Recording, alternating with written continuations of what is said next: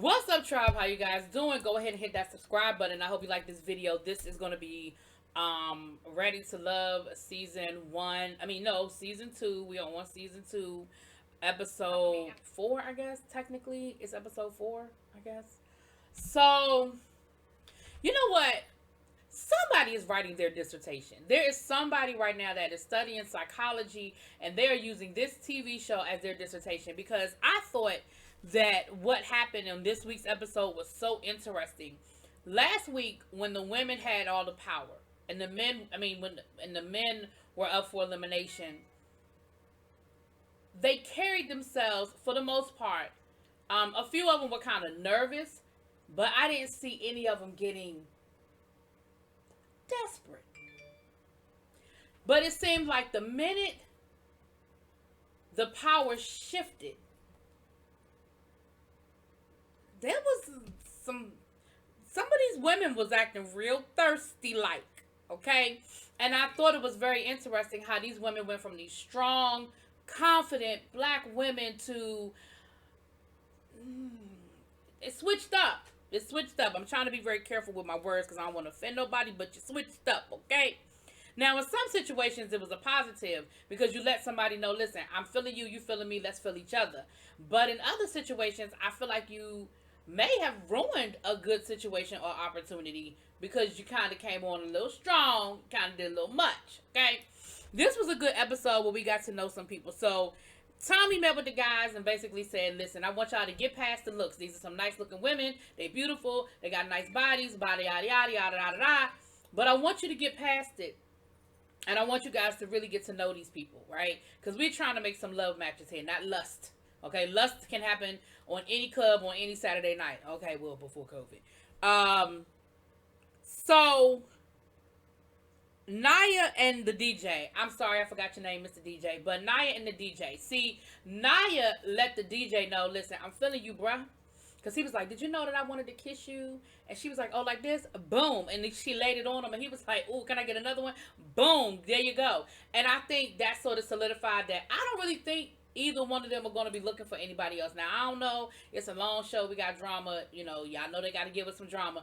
But I like where they're going. And it seemed like she became aggressive in a positive way to say, listen, I like you. Okay? But then we had a couple of other situations. Okay, let's talk about it. Okay? Denise has also zeroed in on Kalani. I don't know if that's a good thing or a bad thing, okay? Kalani likes Denise, but his thing is, listen, the purpose of us being here is to find love. I don't want to stop at the first thing I see or the first thing that looks good and feels good. That's what Tommy just told them, right? Really take in this whole experience. Let me meet some more people. Let me get to know some more people. I feel like if Denise had been confident and continued to show him who she was and stop worrying about what everybody else was doing, I think she would have been in a better situation. I feel like Denise might end up getting eliminated next week, but we're going to talk about that. Brian and Alicia. Alicia is one of the ladies that I feel like got a little desperate. And she started coming on very, very strong to Mr. Brian. And again, Brian was probably feeling her, or at least interested in getting to know her better. But I feel like she kind of came on, right? Then we had Miss Adriana. Y'all know I gotta get these names. Adriana, I believe, is the youngest one that's there. And it's showing. It's showing. They came out of that meeting, the elimination meeting, and remember her and Joy sort of went back and forth over the Rashid situation. Not Joy, Denise. Which I didn't agree with what Denise was saying. However, I feel like Alicia came out of there. What's her name? Adriana. I don't call that woman Alicia. I feel like Adriana came out of there and her purpose was, now I'm going to be messy. Denise was playing pool with Kalani. She takes Kalani away from Denise and says, hey, can I talk to you? He'll be back in 5 minutes. And then you proceeded to lay all over him and basically tell him, listen, bruh, I'm trying to get to know you. You're trying to get to know me. What's good? Now, I know that's part of what they're there for, but there's still a way of doing all of that in a polite manner to the way that it doesn't look so rude. If I was Denise, I would have felt some kind of way about it. And you know, I'm not saying that, again, they are there to find love, but I just think it's a way of doing it. Like, for example, Simone, who we're gonna get back to Miss Simone, but when Simone wanted to have a private conversation with Jay, right? She came up to him. She said, "Hey, you got a phone call in the main area." Jay got up to go get the phone call. She said, "I'll walk with you." And then as they were walking away, she said, "It ain't no phone call. I just wanted to have some private time with you." See, that's a way that you can do it without it looking so obvious and so rude. You understand what I'm saying? And I feel like you purposely did that to Denise in that moment because you was pissed off at Denise about how that whole conversation went down and the elimination conversation with Tommy. That's my 2 cents. It is what it is. Now, the next day, they're having a little pool party and they playing volleyball in the pool and all of that. Baby, Denise's competitive side came out. Baby, she was jumping all over that damn volleyball net. It was girls against the guys, and she was giving it, giving them something they could feel. She was all over the place. And once again, Adriana sort of kind of had a little problem with that, giving her the side eye. Like, girl, why we, why you gotta be so aggressive? Like, we playing volleyball. Now, they get done playing volleyball. Denise is having a conversation with Kalani, and she basically says, "Listen, I feel some kind of way about you over there having company over there on the couch." And she said it like she was his mama. Talking about something, so, I don't know, I feel some kind of way about that company you had on the couch last night. Like, he had friends over after school or something. And he was like, "Listen, I'm just playing the game. Like, we're here to get to know people. Like, I like you, but I'm going to entertain other conversations. Like, it ain't, what you tripping? Why you tripping?" And I think that was the first, I think Kalani started looking at her a little different in that moment. Because, again, the way it came off, I would have felt some kind of way if somebody came off to me like that, especially in that environment. While that's going on, I think being messy, she goes back to Rashid and she lets Rashid know the conversation that went down at elimination about what Denise said about him being a narcissist and this, that, and the other. Now, of course, Rashid felt some kind of way. He was in his feelings a little bit, and he was like, "So basically, I'm a bad guy because I'm light skinned and I'm in a fraternity. Like, what does that have to do with anything? That has nothing to do with narcissism." And then they proceed to have this pseudo conversation about colorism. I say pseudo because it was a very surface conversation about colorism. They didn't really go deep. Maybe it was edited that way, but I feel like that's a conversation that really could have went a lot deeper. But Rashid said that he is going to talk to Denise about it because he really doesn't. If you don't like me, you don't like me, but don't call. He said, "I've never been called that. Like, I've been called a lot of things in my life, but a narcissist has never been something that people said about me. So I do feel some kind of way about that, But I think her taking it back to him, I think she did it to be messy. I don't think she did it out of real concern, but I could be wrong. We see Jay and Winter go out on a date. I like Jay and I like Winter. I don't think they're going to end up together, but I like both of them individually. At least right now I do. And they had a good conversation, and he's feeling her, but Jay also has a few other people that, him and Joy, they're entertaining each other, and Simone also likes Jay. So Jay is a hot commodity right now. I think the playing field will even out a little bit when we see who gets eliminated next week. But right now, remember, there are more ladies there than there are guys. They are outnumbered it's 9 ladies left, I believe, and 7 guys. So the numbers are not even, and so we'll see who gets eliminated now. Maybe none of them are going to get eliminated, and all 3 of them will still be interested in Jay. But anyway, we'll see. But they had a nice little date, and it was cool. They, they were doing a little get to know each other kind of thing. Then we saw Brian and Alexis go out on a date. Now, they had a really nice date. They went paddleboarding, and Brian really, really, really, really connected with Alexis. Like, they had a really, really, really good time. And I kind of like them together, but we're going to get back to that because that gets a little interesting later on. Then we have Mr. Edwin. Now, we have not seen a lot of Edwin, but we see Edwin and Joy meeting up. Now, a lot of the guys like Joy. Joy got a swag about her, and a lot of the guys are feeling her. They have a good conversation, and they get into therapy and how important therapy is, and he talks about having PTSD. He was like, "Yeah, but I'm not unstable." A lot of people connect PTSD to automatically you crazy, you're going to blow something up. He was like, "No." But he did talk about his experiences and how, in connecting with those experiences, it caused him some trauma and and so forth. So they had a really good conversation that was beyond the surface of so what do you like to eat kind of thing. Then we saw Brian and Alicia again, and they got into likes and dislikes and what would what would I do that would annoy you, and she said something about being sneaky, and she said something about he said like what example of what you're talking about. I don't know if she used the word sneaky, but her example was having your phone turned down. I think that's something that most of us do. So much stuff can nowadays, depending on what alerts you have, so much stuff can pop up on your phone. I don't know if that's necessary because I'm telling you now, you go somewhere with me that my phone, I keep my phone down when I'm going out to happy hour with my girlfriends. You know what I mean? It's just a habit.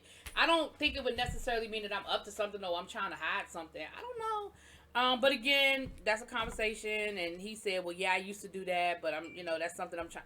Child, let them talk it out. But I like them. I think they really had a good vibe. I think they really sort of connected a little bit.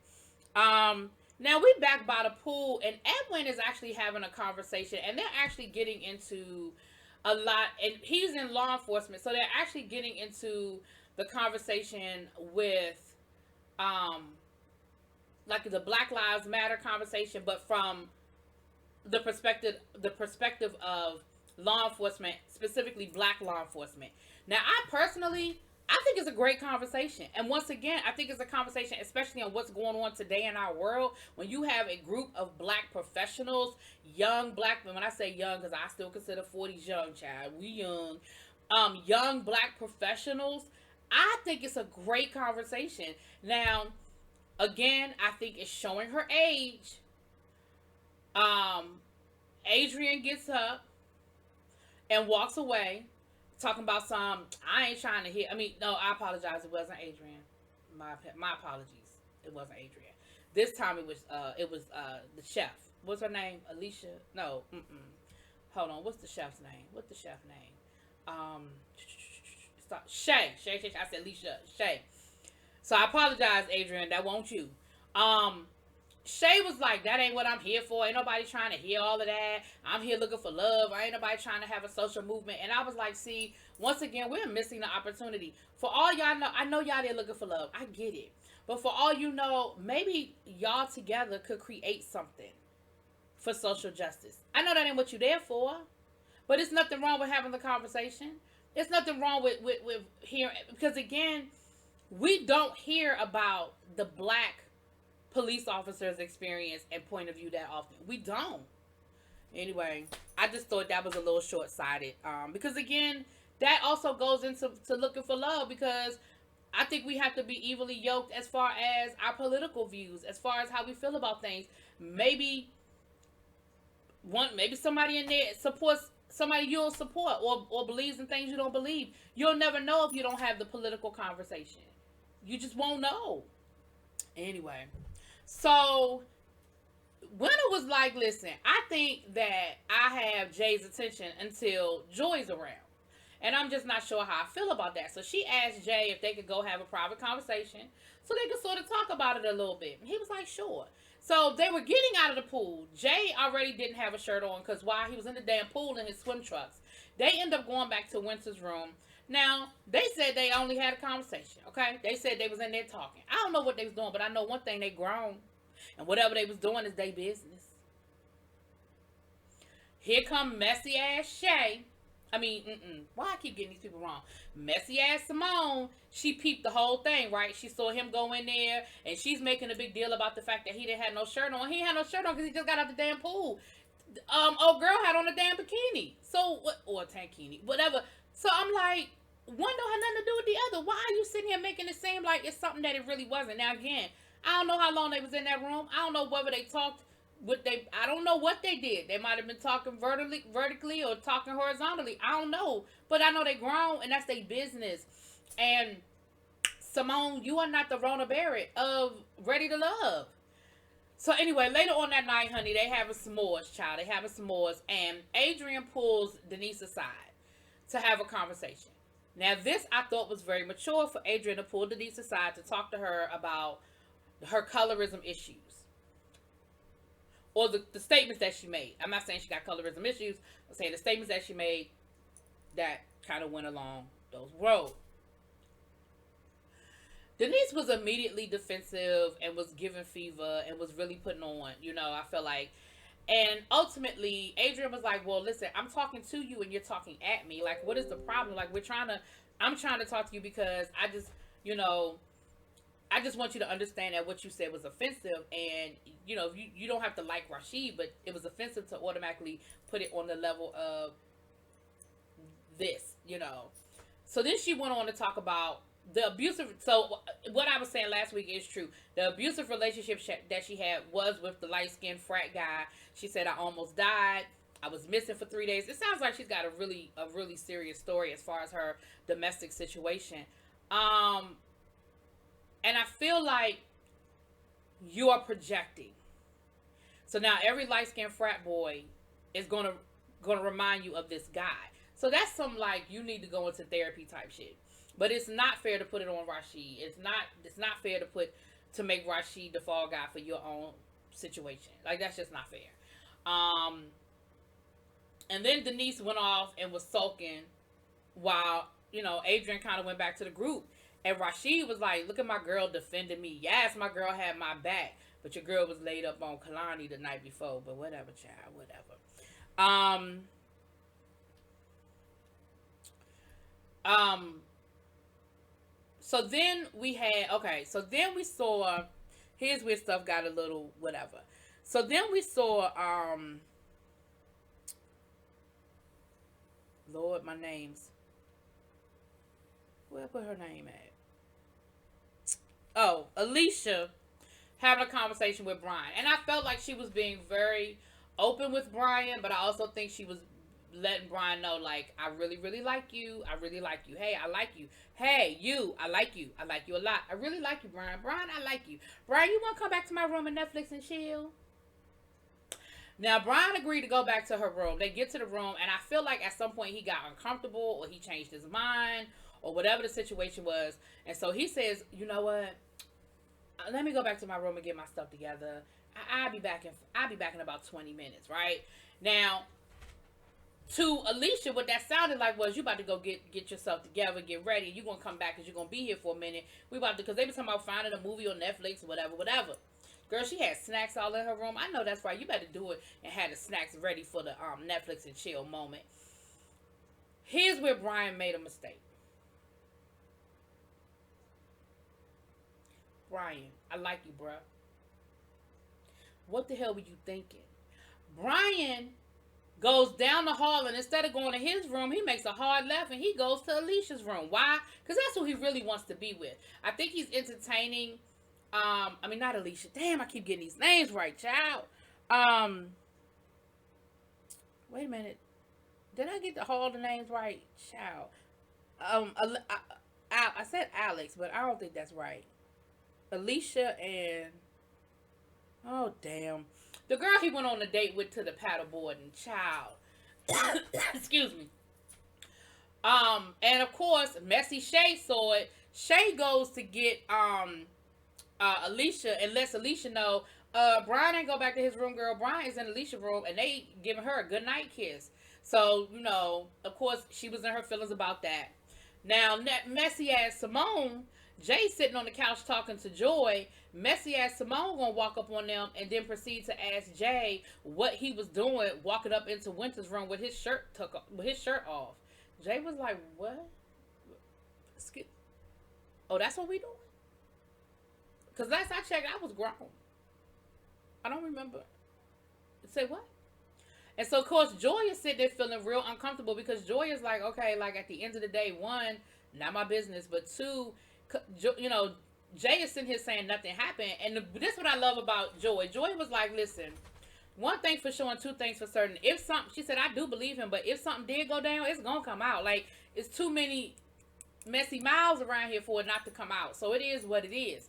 But I do feel like Simone was being a little messy to bring it to him while I'm sitting here talking to him in the way she did it. And she was being messy. And it was on purpose. She meant to be messy, right? I don't understand that move, Simone. I think you might have just blew yourself up. Like, that wasn't a good move. If you wanted to have a one-on-one conversation with Jay about it, that's fine. First of all, just want your business. I don't see where you need to have any conversation. But I really didn't understand you walking up on him and Joy, interrupting their conversation to say that. And of course, Jay looking you with the side eye like, really? That's what we about to do right now? Bad. So listen, my prediction, so they didn't eliminate nobody this episode, but my prediction is I see Simone being on the chopping block. I see Denise being on the chopping block. I don't know if either one of them are going to actually get chopped, but I definitely see them on the chopping block. And Shay messy ass, I see you on the chopping block too, because Edwin wasn't feeling how you carried him down to the pool when he was trying to talk about Black Lives Matter, child. Anyway, that's what it was. Y'all let me know what y'all think. Drop it in them comments. Peace.